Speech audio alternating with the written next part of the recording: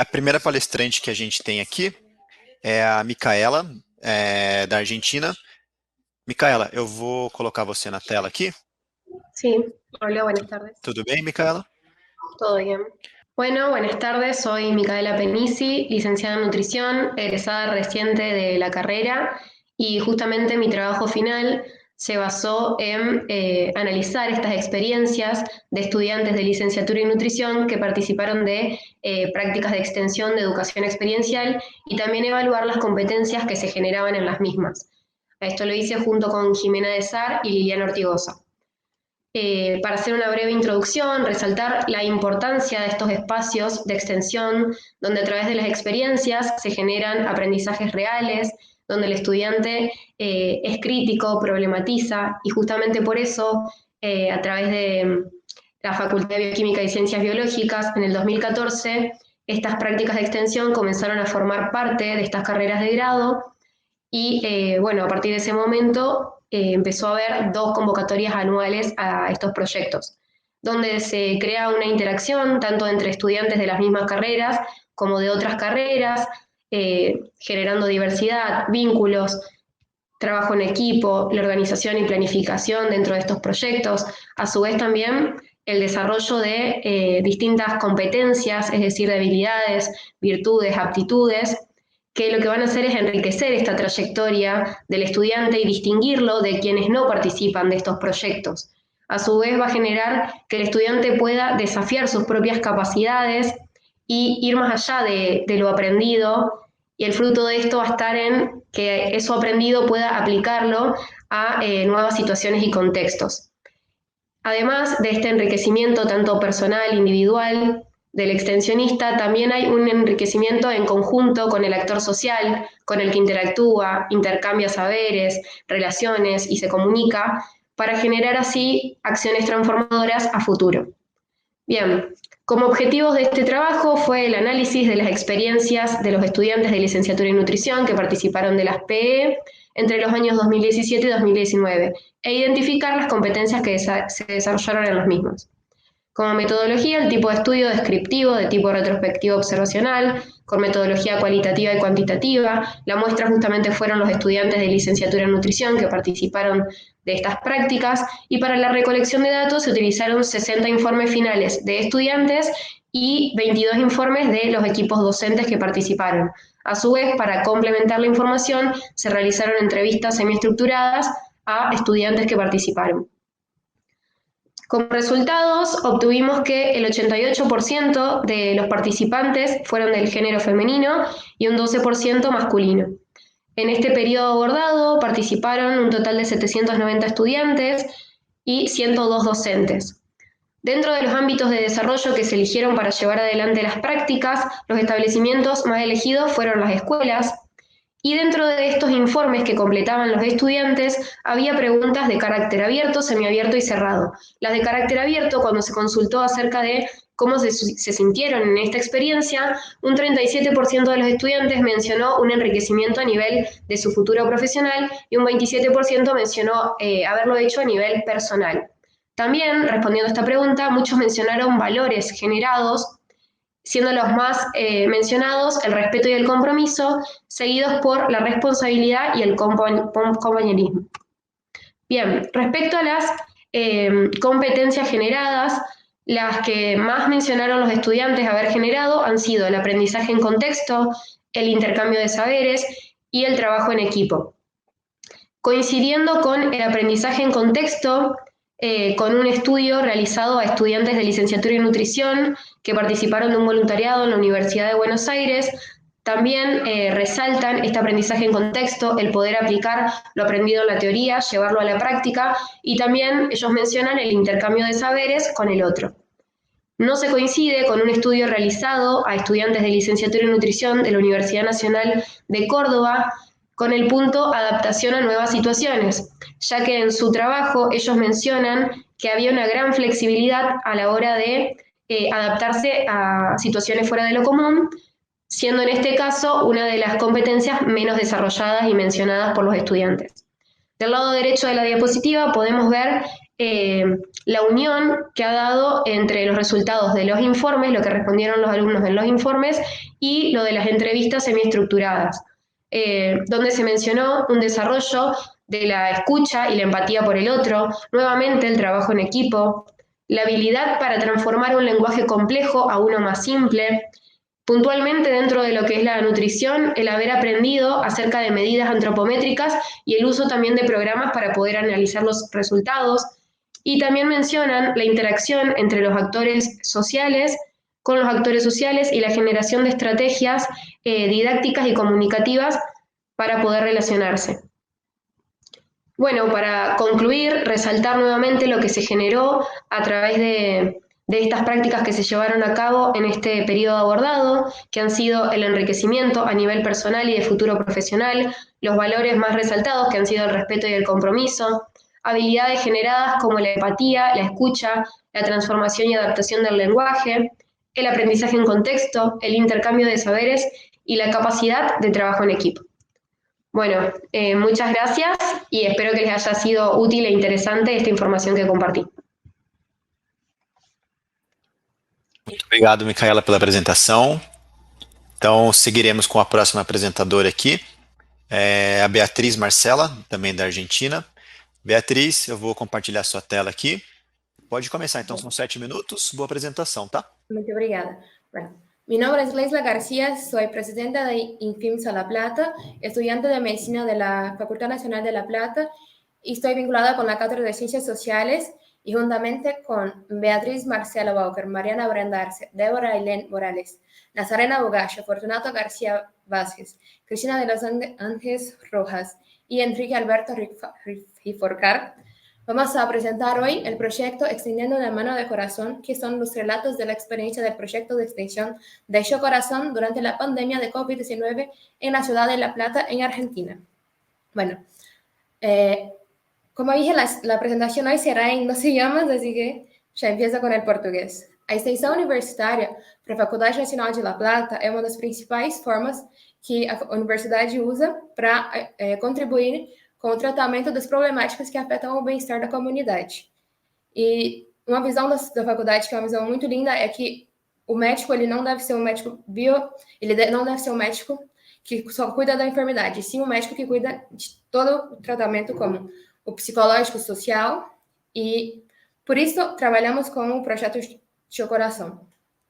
Sabendo que as enfermidades cardiovasculares são uma das principais causas de mortalidade a nível mundial, o que o nosso projeto busca é gerar uns espaços comunitários dentro da cidade de La Plata, que a gente possa trabalhar com a população sobre as enfermidades cardiovasculares, isso focado em melhoras nos hábitos cotidianos e na importância de realizar check-ups médicos de qualidade. Para isso, o que fazemos é capacitar os estudantes sobre esse grupo de enfermidades, sobre os fatores de riscos e sobre prevenção, assim como as técnicas corretas para tomar algumas medidas como a pressão arterial, peso, altura. Também organizamos espaços onde se possa falar sobre esse grupo de enfermidades focado em os fatores de riscos de uma maneira clara e com uma linguagem aberta, juntamente com a população. A parte de tudo isso, registramos todas as informações juntamente com os valores obtidos da avaliação física, com o fim de criar um reporte ao fim de cada ano de trabalho e assim apresentar e poder comparar. Para desenvolver o projeto, usamos uma metodologia binária, que consiste em 2 momentos. Um teórico, que seria justas capacitações, e um prático, que seria quando exponemos os estudantes à comunidade e para assim ter um retorno. Seguindo os protocolos sanitários postos pela pandemia, e vendo que o projeto está em atividade desde 2018, podemos realizar 154 atividades e podemos avaliar, assim, 5.345 pessoas. A partir de tudo isso, vinculamos o projeto Yo Coração com uma campanha nacional da Argentina que se chama Conocer y Controlar tu Presión Arterial, de Sociedade Argentina de Hipertensão Arterial, e La Plata se catalogou como uma das cidades que mais recoletaram dados durante o período. Como conclusão, Yo Coração buscou criar laços com a comunidade, principalmente em um momento tão delicado como foi a pandemia de Covid-19, e isso tudo foi possível graças ao apoio de futuros médicos e professores que acreditam que o acesso à saúde é um direito humano indispensável para a formação da comunidade. Essas são algumas das fotos dos nossos projetos, e vale aclarar que o projeto está ativo desde 2018 e segue em atividade. As outras fotos são são da pandemia, e essa é uma foto que foi registrada no final do mês passado e onde estamos fazendo capacitação juntamente com um operativo já sanitário. E com isso, agradeço a participação e a oportunidade. Obrigado pela apresentação. Muito legal. Então, a gente vai seguir com a próxima apresentação aqui. A próxima a apresentar é a Gabriela de Melo Piva. Gabriela, vou compartilhar sua tela aqui com o pessoal presente. Boa tarde, Gabriela. Boa tarde. Vou começar fazendo rapidamente minha audiodescrição, não sei se precisa, mas eu sou uma mulher branca, dos cabelos cacheados presos, estou com uma blusa marrom e um fundo claro. Eu vou falar sobre o programa de extensão com massagem Chantala, estratégia de favorecimento da sustentabilidade social. Eu e a professora doutora Maria das Graças Barreto da Silva, com financiamento da PROEC Unifesp. Vou iniciar falando sobre a massagem Chantala. Ela é uma prática integrativa e complementar em saúde, que é uma PICS, está inserida no SUS, tem origem indiana e foi trazida ao Ocidente nos anos 70, colabora para a promoção da saúde, trazendo vários benefícios, como imunológicos, respiratórios e digestivos para o bebê, propiciando o desenvolvimento infantil e favorecendo o vínculo afetivo entre mãe, pai e seu filho. O Programa de Extensão de Massagem e Estimulação com Bebês, que é o MEB, ele já tem 27 anos na Unifesp e tem atividade contínua, com projetos e ações educativas pautadas no desenvolvimento infantil. Ele estuda e produz conhecimentos sobre a relação da massagem com a mãe e o bebê em situação de massagem.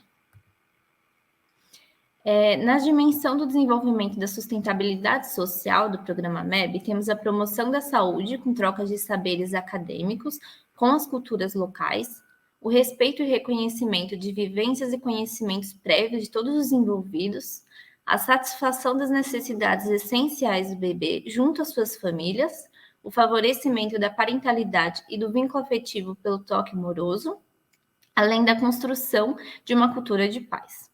Como eu falei, ele é composto por ações educativas e projetos. Nas ações educativas, temos o Grupo Terapêutico de Massagem e Estimulação com Bebês, que é o GTMEB, que é voltado aos pais com seus bebês, e as oficinas de massagem com bebês, que são voltadas para os profissionais de saúde. Também temos projetos, o GMEB, que é o Grupo de Estimulação de Massagem e Estimulação com Bebês, que é voltado para estudantes, e massagem com bebês, vínculo familiar pelo toque afetuoso. Como objetivo, temos estudar, produzir e compartilhar conhecimentos e experiências sobre a massagem Chantala e associação com o desenvolvimento infantil junto com os participantes das ações educativas e projetos do MEB, favorecer o desenvolvimento infantil por meio da massagem Chantala, propiciar a formação pessoal e educação permanente dos trabalhadores através das oficinas de massagem Chantala e desenvolvimento infantil, possibilitar um cuidado com ênfase na criança centrado na família, promover um diálogo entre a universidade e a comunidade, considerando os distintos conhecimentos e vivências de todos os envolvidos, de maneira igualitária, libertária e respeitando os direitos humanos. Como recursos metodológicos, no GTMEB temos ações educativas para mães, pais e bebês, com palestras sobre o desenvolvimento infantil, seguidos de 5 sessões de massagem Chantala. E nisso é feita a demonstração da massagem na boneca, por mim ou pela coordenadora, como temos aqui na foto. E temos o foco no estabelecimento de um ritual diário de massagem, em busca de promover a segurança nos cuidados. Então, a gente incentiva muito que a mãe realize sempre essa massagem com o bebê. No GMEB, temos ações educativas para os graduandos, com aulas e seminários semanais, tendo um aprendizado participativo, teórico e vivencial. Aqui nós temos os estudantes aprendendo como fazer a massagem Chantala em bonecas. Então, em ambos, nós temos a sensibilização corporal, usamos metodologias ativas, trocas de saberes, integração da teoria, da técnica e da prática. Como resultados esperados, temos a promoção do toque afetuoso, fortalecendo o vínculo familiar, o favorecimento do desenvolvimento infantil para a promoção da saúde, o cuidado humanizado centrado na família com foco no lactente, conhecimento das peculiaridades do comportamento do bebê, uma comunicação efetiva que gera o empoderamento dos envolvidos. Também temos apropriação dos princípios, benefícios e da arte da massagem Shantala por parte dos participantes, valorização da massagem como PIX por todos os integrantes, em diferentes cenários de atuação, que os participantes do MEB tornem-se multiplicadores da massagem Shantala e dos conhecimentos que tiveram, além de produzir novos conhecimentos. Também esperamos a promoção da saúde na perspectiva dos direitos sociais, com vistas premissas de uma sociedade mais justa e melhoria da qualidade de vida. Essas são as nossas referências. Obrigada. Muito obrigado, Gabriela, pela apresentação. Então, seguiremos com a próxima apresentadora agora. A próxima aqui na nossa lista é a Juliana Piunti. Boa tarde, Juliana, tudo bem? Boa tarde, tudo jóia. Tá. Boa tarde a todos e a todas. É uma alegria poder compartilhar essa apresentação com colegas, né, latino-americanos, latino-americanas. O nosso trabalho, intitulado Classe, Raça e Gênero, Compreensões a partir da vida e obra de Carolina Maria de Jesus, promovidas em um curso de extensão, foi escrito, né, por mim, Juliana, pela professora de Educação Física, mestre em Educação, Juliana Eloy Pires, pela professora Elizabeth da Silva, professora de Literatura e doutoranda em Teoria e Crítica Literária pela Unicamp, a professora Michele Cristine, que é pedagoga e doutora em Educação, e a professora Renata, que é doutora em Música, professora de Artes. Nós somos professoras do Campus Sertãozinho, do Instituto Federal de São Paulo, e fazemos parte de um comitê denominado Comitê para a Promoção dos Direitos Humanos, Igualdade Étnico-Racial e de Gênero, que existe desde 2016 e promove ações numa perspectiva inclusiva e de formação, né, para os servidores e para a comunidade, inclusive a comunidade externa. Durante a pandemia, o comitê manteve as suas reuniões e algumas ações com os estudantes, e a gente considerou que era o momento de tentar alguma atividade extensionista, utilizando como recurso as plataformas que estávamos utilizando para as práticas de ensino, né, das disciplinas.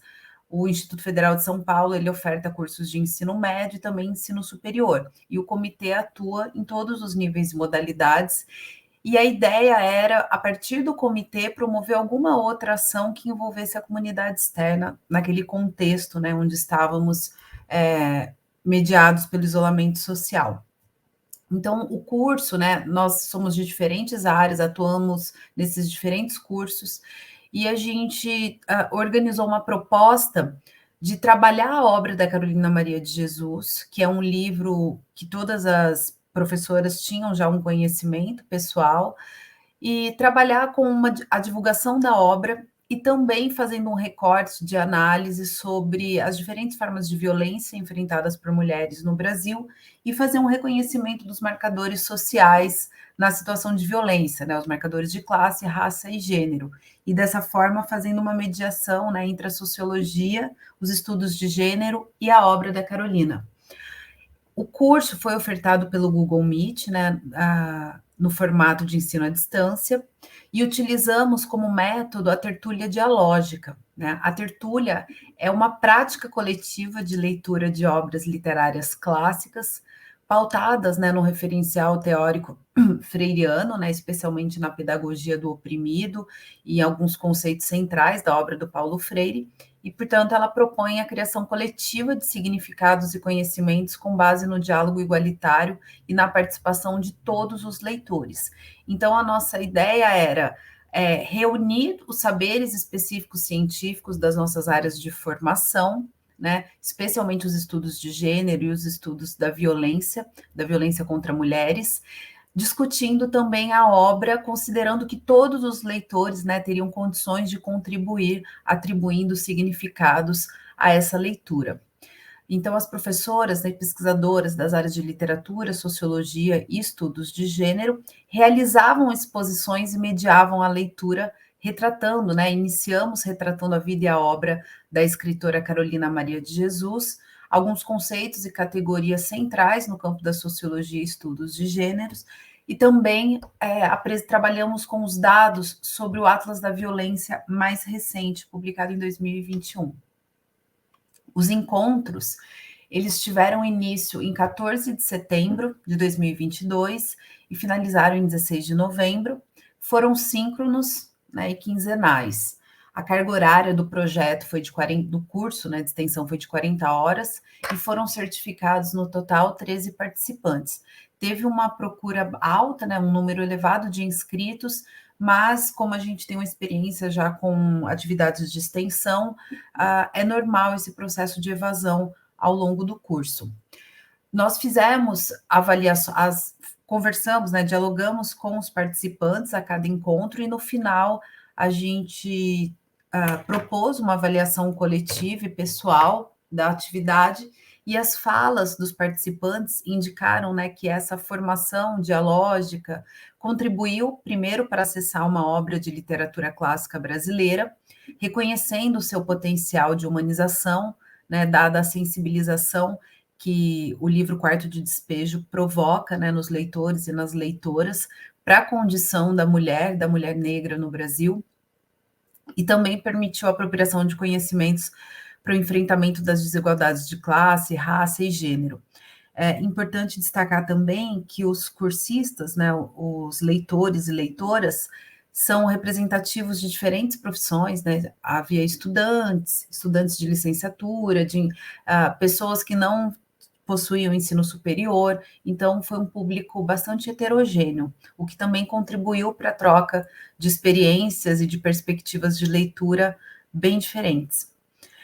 Evidenciamos no curso, né, nessa possibilidade de ofertar o curso à distância, a articulação entre ensino, pesquisa e extensão, ao permitir uma formação literária, política e pedagógica por meio da tertúlia dialógica e da interpretação da realidade social brasileira, né, de um retrato dessa desigualdade social, dada a atualidade da obra Quarto de Despejo e sua crítica à desigualdade e violências que atravessam a vida de mulheres da classe trabalhadora, especialmente mulheres negras que vivenciam formas mais brutais de vulnerabilidade social e econômica. Alguns temas que se tornaram mais evidentes nas falas dos leitores, das leitoras, foi a questão da fome, né, do suicídio, da violência doméstica, da profunda desigualdade social no Brasil. E duas características, né, da obra clássica, a atemporalidade e esse caráter mais geral que a obra apresenta na sua análise da desigualdade no Brasil, ficaram bem evidentes nas falas dos participantes. É isso, eu espero poder dialogar também com os colegas. Quem tiver dúvidas, fico à disposição.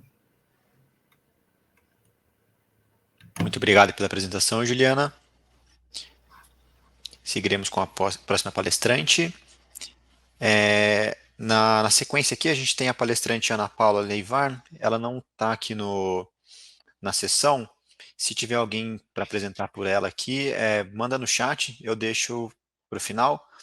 Mas como eu não encontrei ela aqui, eu vou seguir com a próxima aqui na sequência. A próxima é a Gabriela Cavarzan Pereira. Gabriela, eu vou compartilhar a sua tela aqui. Oi, boa tarde, tudo bem? Boa tarde, Gabriela. Tudo bem? Bom, boa tarde a todos. Meu nome é Gabriela, eu sou graduanda de Biologia da Unesp de São José do Rio Preto e hoje eu vim apresentar o nosso projeto de extensão, que o nosso trabalho é intitulado As Punks como alternativa para combater a insegurança alimentar, financiado pela PROEC da Unesp. Bom, como todos nós sabemos, muitas pessoas se encontram em situação de vulnerabilidade social e são acometidas por muitas privações, muitas injustiças, e uma delas é a insegurança alimentar. Nesse contexto, a gente tem as punks, que são plantas alimentícias não convencionais, que são classificadas muitas vezes como mato. Muita gente olha e nem sabe o que é, mas na verdade elas são comestíveis, e dentro desse contexto de insegurança alimentar, elas constituem uma alternativa para o problema, porque elas aumentam a variedade de alimentos que podem ser consumidos, além delas serem mais acessíveis financeiramente e também possuem alto valor nutritivo. Elas possuem muitas vitaminas, podem substituir até mesmo a carne, a proteína.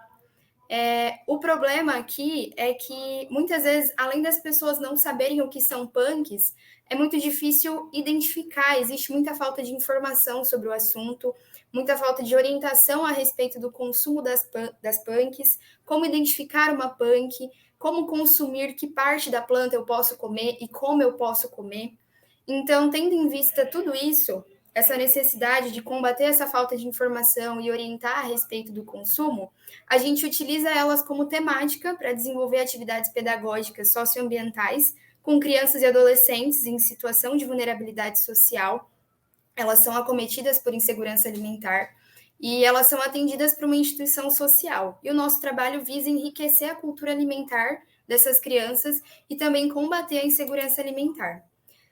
Os nossos objetivos com o nosso trabalho é inserir as punks na alimentação cotidiana dos alunos, desenvolver a consciência sobre o melhor aproveitamento dos alimentos, não só as punks, mas todos os alimentos no geral, aumentar as alternativas de escolha alimentar da população, não só das crianças, mas também da família, sempre incentivando eles a levar tudo que eles aprendem com a gente para dentro de casa, reduzir a insegurança alimentar, levantar questões socioambientais e políticas públicas, visando desenvolver o senso crítico das crianças. Só um detalhe. Esse livro é o livro que a gente utiliza nas aulas. Tem bastante informação sobre punks, nome científico, nome popular, informações sobre as árvores, sobre as plantas mesmo em si, várias receitas e também os nutrientes de cada punk, as vitaminas, enfim, é muito, muito completo e muito bacana. A nossa metodologia é aprendizagem em serviço, então a gente faz uso do conhecimento construído no projeto por meio de ações que contribuem com a solução dos problemas sociais daquela comunidade. Então a gente passa um conhecimento para as crianças para que elas usem isso para combater o problema delas, que é a insegurança alimentar. E essas ações também possibilitam desenvolver habilidades e valores nas crianças. Nós também realizamos oficinas e dinâmicas sobre questões socioambientais, como desperdício da água, o ciclo da água, agronegócio, agricultura, sustentabilidade, insegurança alimentar, diversos temas, e sempre levando as punks semanalmente, né? A gente realiza essas atividades práticas, a gente sempre leva as plantas para eles reconhecerem, identificar, experimentar, e aí a gente informa sobre como consumir, passa várias receitas, e eles registram tudo em caderninhos, que são o diário de classe deles. Os benefícios do nosso trabalho, do nosso projeto de extensão e também do nosso método utilizado, que é a aprendizagem em serviço, é a mudança cultural, autoajuda, desenvolvimento do senso crítico, estímulo ao envolvimento em causas de diferentes naturezas, aquisição de consciência da realidade, êxito educativo, compromisso cívico e aquisição de valores. E depois de 2 anos desenvolvendo essas atividades com as crianças na instituição, que é a Associação Anjo da Guarda, que é aqui perto da minha faculdade, através do plantio e do cuidado com as punks, a gente consegue discutir questões como a identificação das reais entidades que deveriam se responsabilizar em garantir o direito à segurança alimentar dessa comunidade. Então, concluindo, por fim, a gente consegue, por meio do nosso trabalho, alcançar a construção de conhecimento sobre alternativas para amenizar e combater a insegurança alimentar, exercício de cidadania das crianças e adolescentes com base no conhecimento que eles adquirem ao longo do projeto. A gente desenvolve também autonomia e protagonismo para lidar com questões da comunidade em que vive, com os problemas da comunidade, como a insegurança alimentar, atingindo o objetivo do nosso projeto e da nossa metodologia. Deixei aqui o Instagram do nosso projeto, caso vocês tenham interesse em conhecer, as nossas referências, e aqui algumas fotos de algumas atividades desenvolvidas na associação, aqui o nosso banner com várias punks que a gente sempre leva nas aulas, e aqui as crianças na hortinha delas, E, por último, essa foto a gente estava falando sobre pirâmide alimentar, e eles construíram a própria pirâmide deles. E é isso, muito obrigada pela atenção. Qualquer dúvida estou à disposição e obrigada pela oportunidade. Muito obrigado, Gabriela, pela apresentação. Então, seguiremos com a próxima palestrante. A próxima é a Lucimara Del Pozo. Lucimara, eu vou compartilhar a sua tela aqui. Bom, então, boa tarde. Eu sou a Lucimara, e o trabalho que eu vou apresentar intitulado Extensão Universitária, Estudo das Propostas de Curricularização das Universidades Federais Paulistas.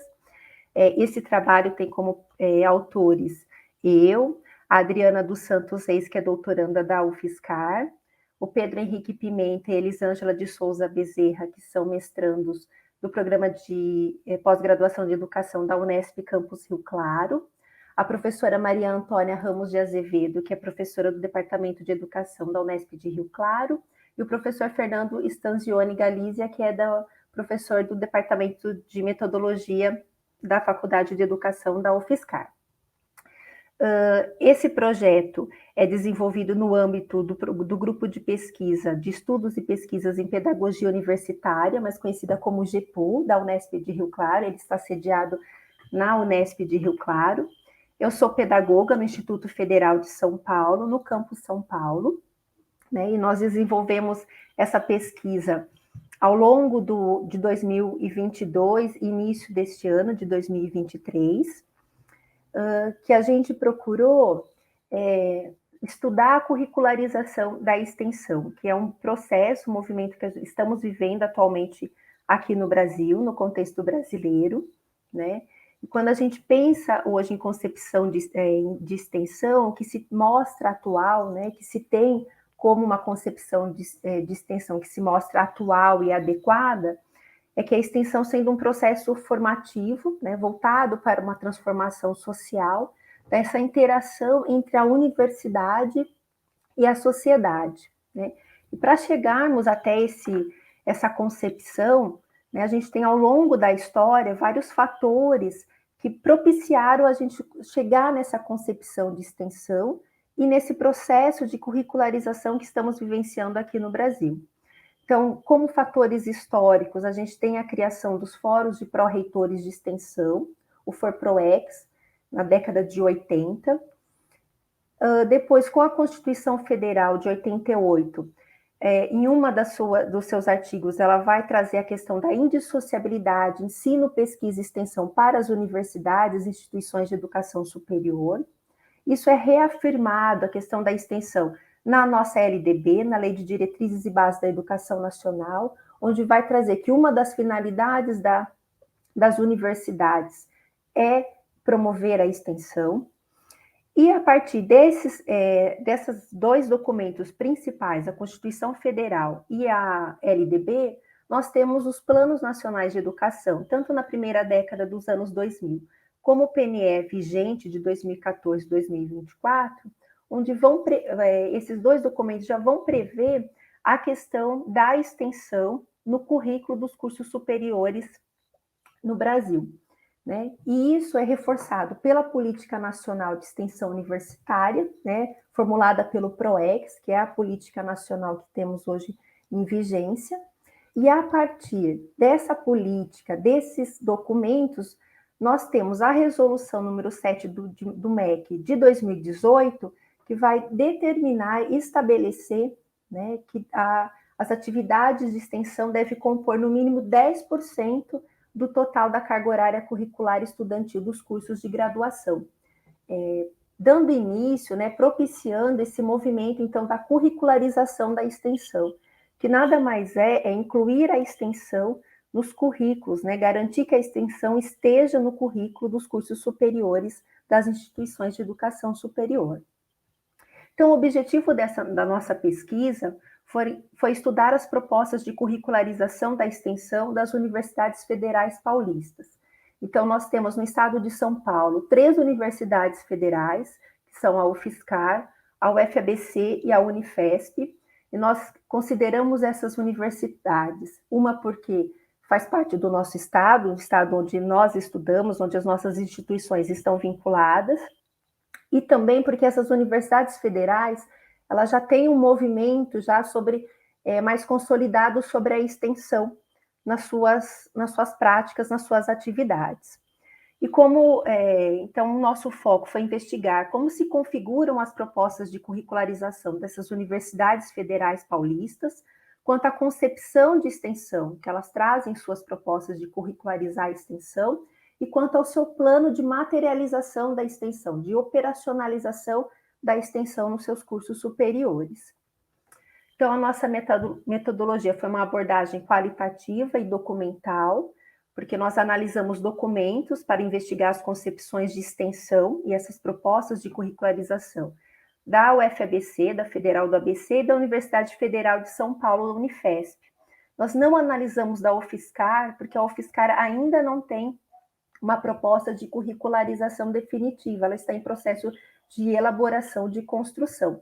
Então, nossa pesquisa se centrou nessas duas universidades federais. E também na leitura, no estudo dos projetos pedagógicos institucionais, o PPI, que estão vinculados, né, aos planos de desenvolvimento institucionais, o PDI, e os documentos institucionais autônomos que foram desenvolvidos com o propósito de normatizar a curricularização da extensão. Então, cada uma dessas universidades elaboraram seus próprios documentos institucionais com as normativas de como ia fazer esse processo de curricularização da extensão nos seus cursos. E aí, estudando esses documentos e as propostas de curricularização da extensão dessas universidades, o que a gente observou? Que a semelhança entre essas duas propostas analisadas, tanto da UFABC como da Unifesp, no que se refere ao direcionamento da extensão como um elemento curricular não desvinculado do contexto universitário. A Unifesp, ela tem uma proposta de curricularização da extensão consolidada e consistente. A gente observa que todo o processo de construção do documento de curricularização da extensão foi um processo coletivo de construção junto com a comunidade da Unifesp, alunos, professores, técnicos administrativos, né? E consistente ao valorizar o protagonismo discente, a seleção de conteúdos ensinados, a avaliação dos métodos de ensino, o público-alvo das atividades extensionistas. A UFABC, a Federal do ABC, ela demonstra um foco na atuação da extensão para com a prática pedagógica e social, apesar de não apresentar clareza quanto à natureza da extensão em sua abrangência institucional.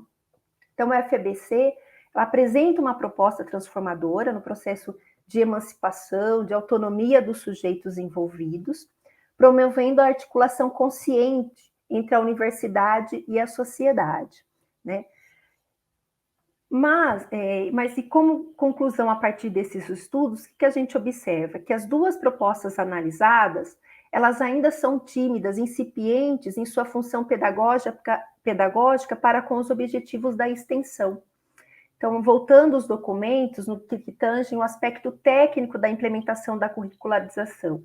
Então, a gente observa que tem toda uma preocupação de incorporar, de integrar a extensão no currículo, mas que quando você observa as propostas de curricularização, elas estão ainda muito na linha da operacionalização, de como isso vai ser incorporado nos currículos, uma coisa mais sistemática, mais prática, um aspecto mais técnico, do como vai fazer essa curricularização no currículo via sistema histórico dos alunos nos cursos, né?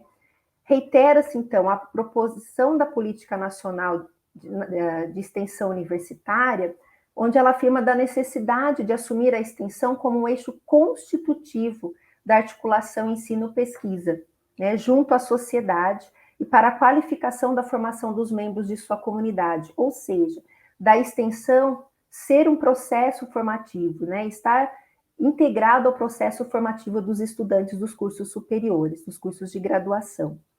E reitera também essa política nacional de extensão universitária a busca por mudanças paradigmáticas acerca da função social da universidade e essa articulação com a sociedade. Então, da universidade buscar considerar a sua função social, né, na sua articulação com a sociedade, com a comunidade onde ela está inserida.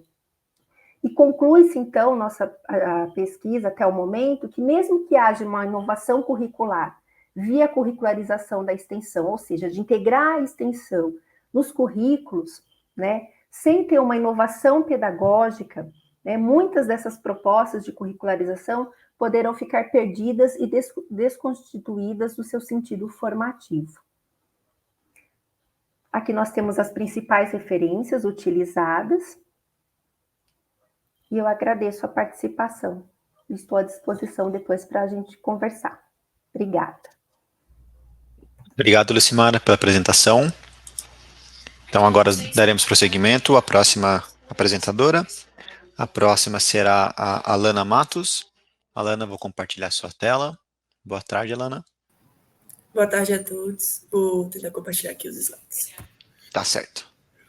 Boa tarde a todos, meu nome é Alana, eu sou graduanda de medicina aqui da UFMG, faço parte do Ambulatório da Criança de Risco, nosso projeto CRIAR, aqui um projeto de extensão da faculdade.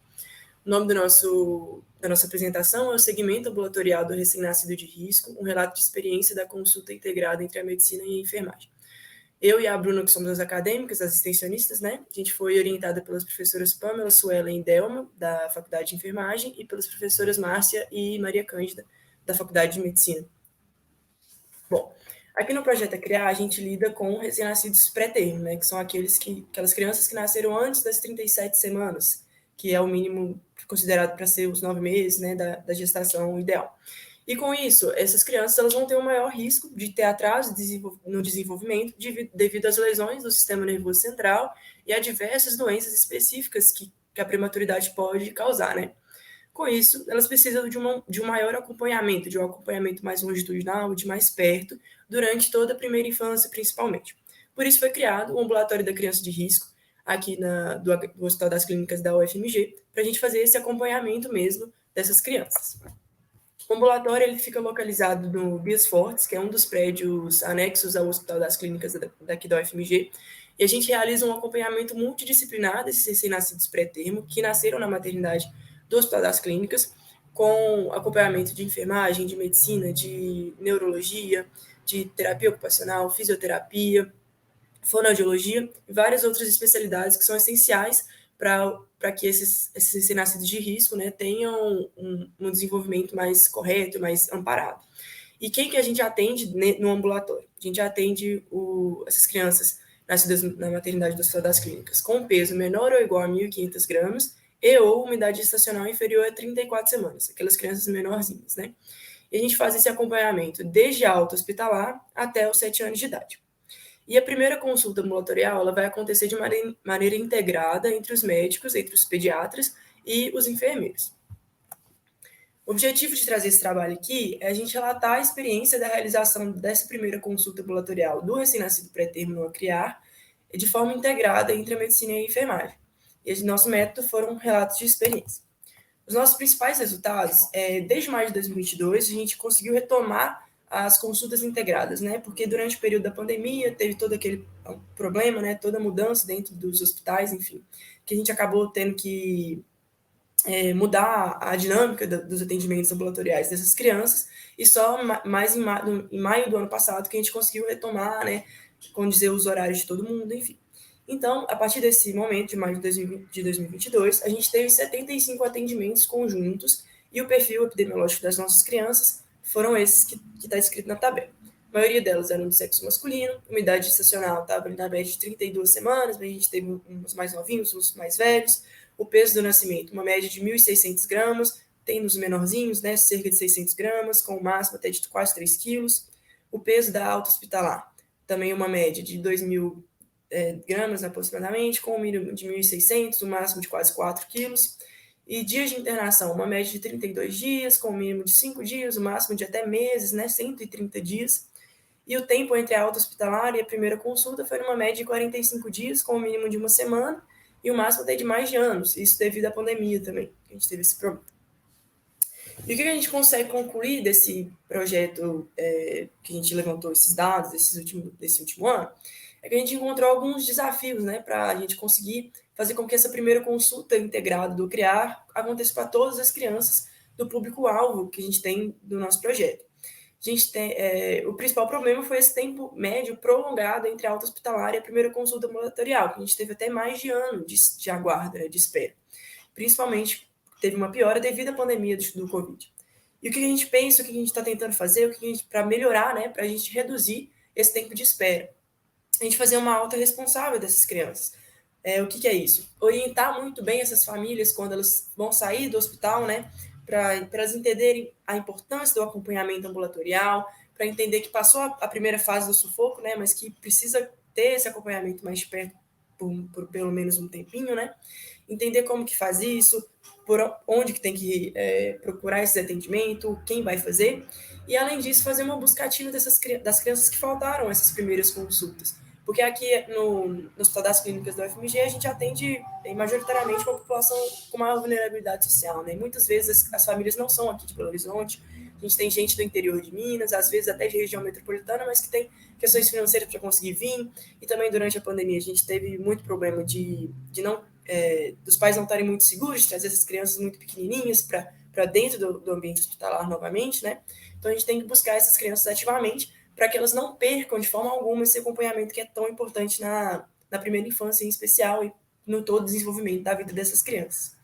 E para fechar, a consulta integrada ela vai ser benéfica porque ela vai possibilitar uma abordagem ampla e inovadora das demandas tanto do recém-nascido prematuro e da sua família, que vai contribuir para uma melhor adaptação dos cuidados desse recém-nascido em domicílio, porque assusta, né? Às vezes uma criança muito pequenininha, a gente não sabe, os pais não sabem muito bem o que tem que fazer para cuidar direito, o que pode fazer, o que não pode fazer. Então essa consulta é muito importante para que acalme os ânimos, para que todo mundo consiga entender o que está acontecendo. E esse é um dos objetivos do nosso projeto de extensão, né, do Ambulatório da Criança de Risco. E essas foram as nossas principais referências, e muito obrigado, fico à disposição. Muito obrigado, Alana, pela apresentação. Seguiremos então com a próxima palestrante. A próxima é a Pamela dos Santos. Pamela, vou compartilhar sua tela, por favor, abre a webcam. Boa tarde, Pamela, tudo bem? Boa tarde. Pode compartilhar com a gente, por favor, os slides. A gente vai disponibilizar aqui. Meu nome é Pamela, sou da graduação de enfermagem. O título do nosso trabalho é Ações Integradas de Acompanhamento Vacinal de Prematuros Atendidos em Ambulatório para Crianças de Risco.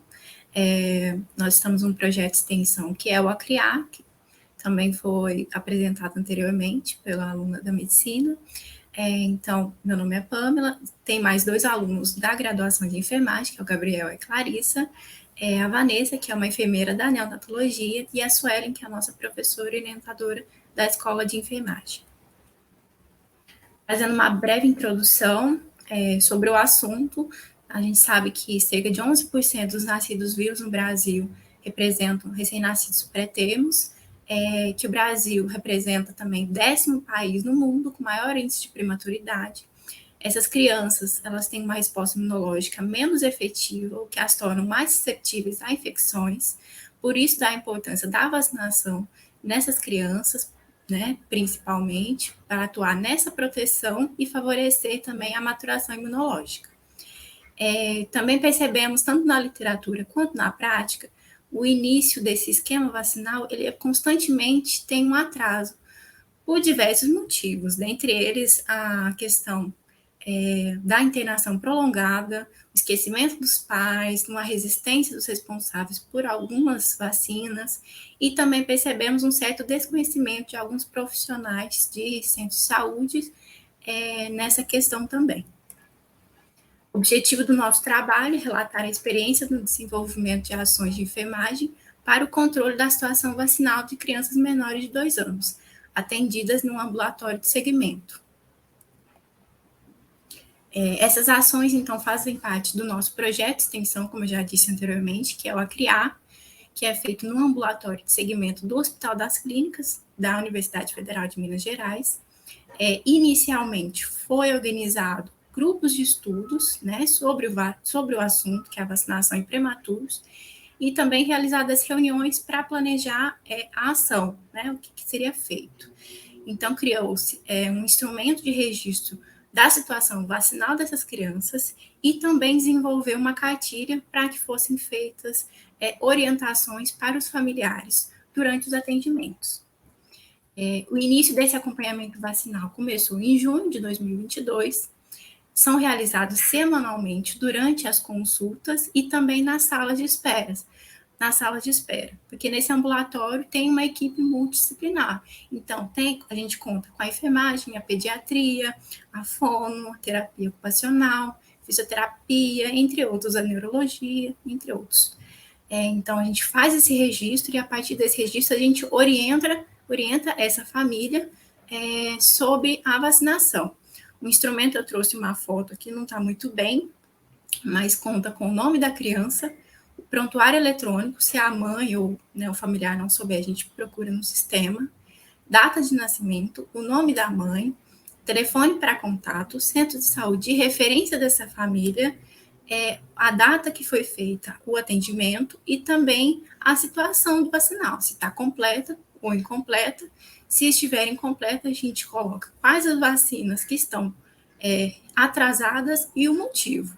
Aqui também trouxe uma foto da nossa cartilha que a gente disponibiliza durante as orientações. Como resultados, a gente percebeu que de junho a outubro de 2022 foram realizados 91 atendimentos. Desses, 48,3% apresentaram um atraso vacinal. A média de idade dessas crianças foram de 10,25 meses.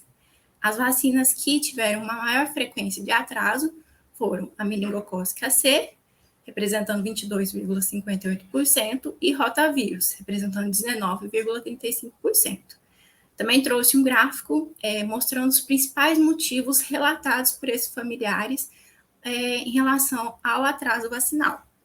Os maiores motivos relatados foram a internação prolongada desses prematuros, sintomas gripais no dia da vacinação, outros motivos também menores, mas não menos importantes, que é o esquecimento dos pais, a falta de vacina nos centros de saúde e também a recusa no centro de saúde.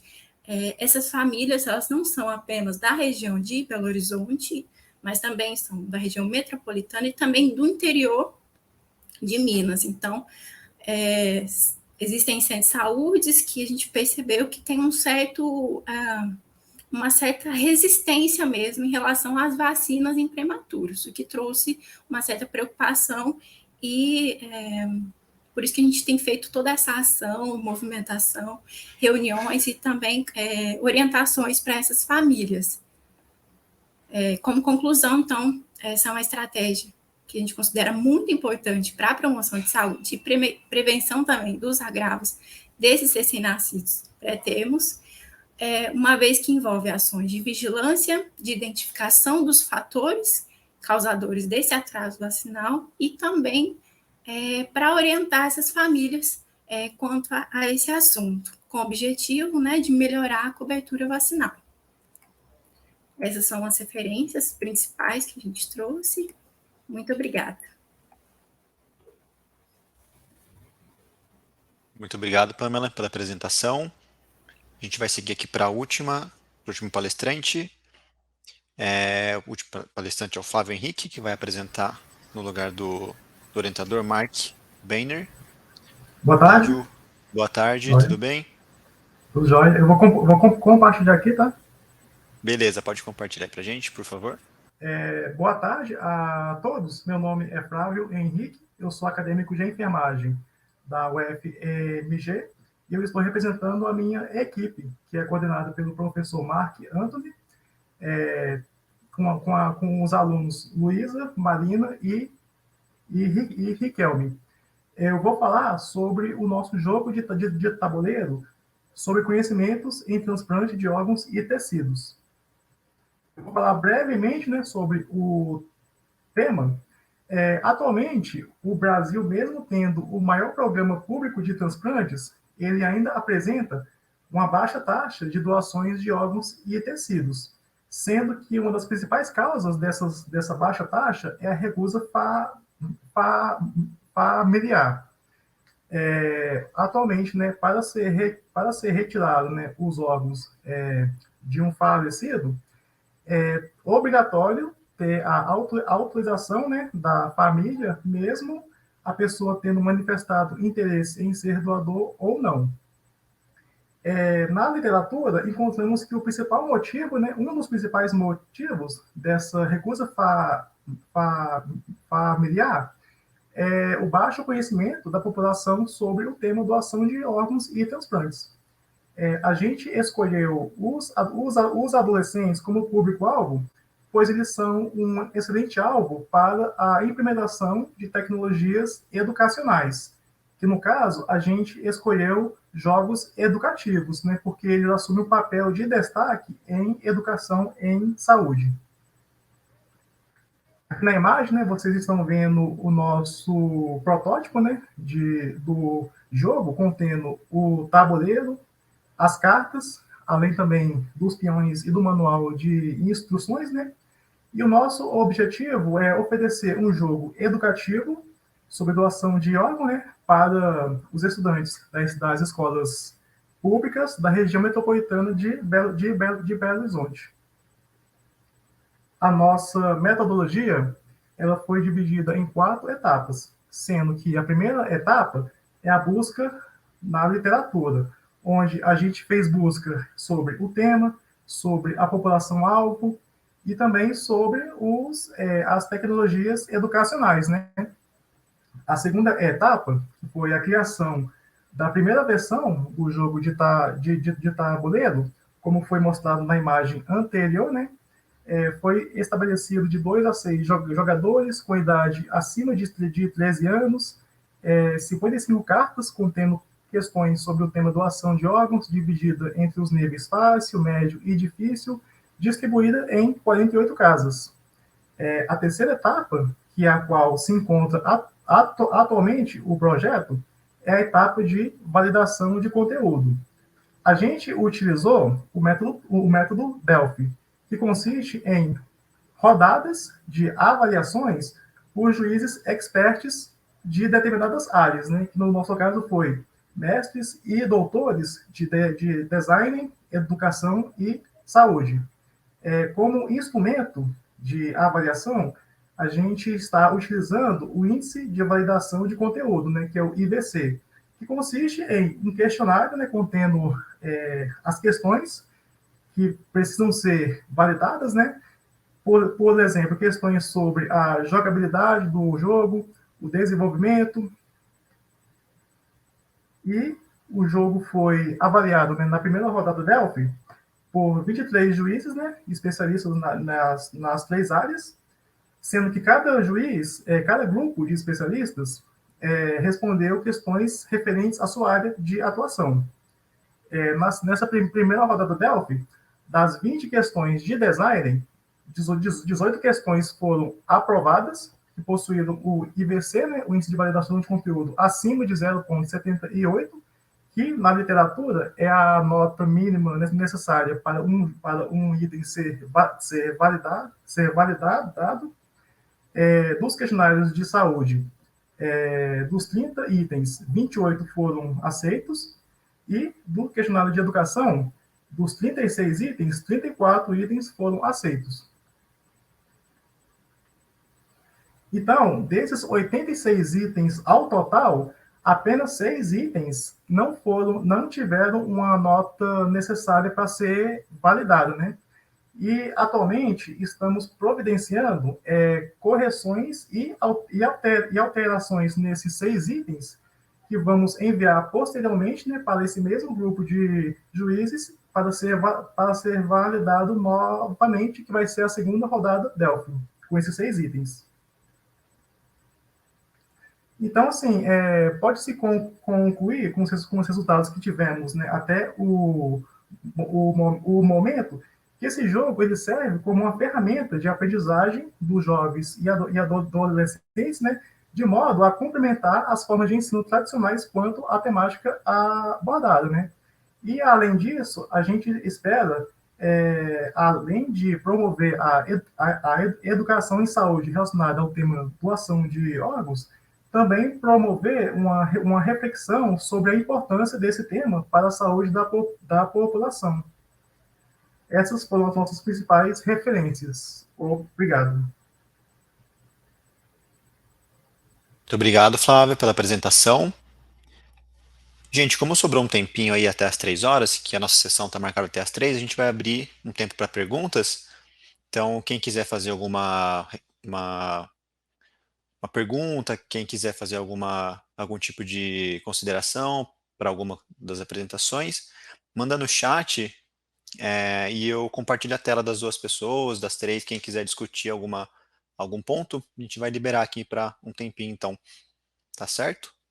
Vou aguardar no chat um pouquinho aqui. O pessoal, acho que ninguém quer fazer nenhuma pergunta. Eu vou encerrar então a sessão. Agradeço muito a todos os palestrantes. Foram todas as palestras muito interessantes. Agradeço a todos. E em alguns dias, acredito que seja em alguns dias, a gente vai compartilhar as palestras aqui que foram apresentadas e a gente vai disponibilizar no YouTube, tá bom? Gente, muito obrigado e bom resto de eventos a todos. Desculpa. Senhor, eu vou compartilhar sua tela aqui. Desculpe, eu só queria saber, você já respondeu agora, vai compartilhar as gravações posteriormente, tá bom? Obrigado. Isso, a gente vai disponibilizar no YouTube. Obrigado, professor. Nada. Então é isso, gente. Muito obrigado, tá?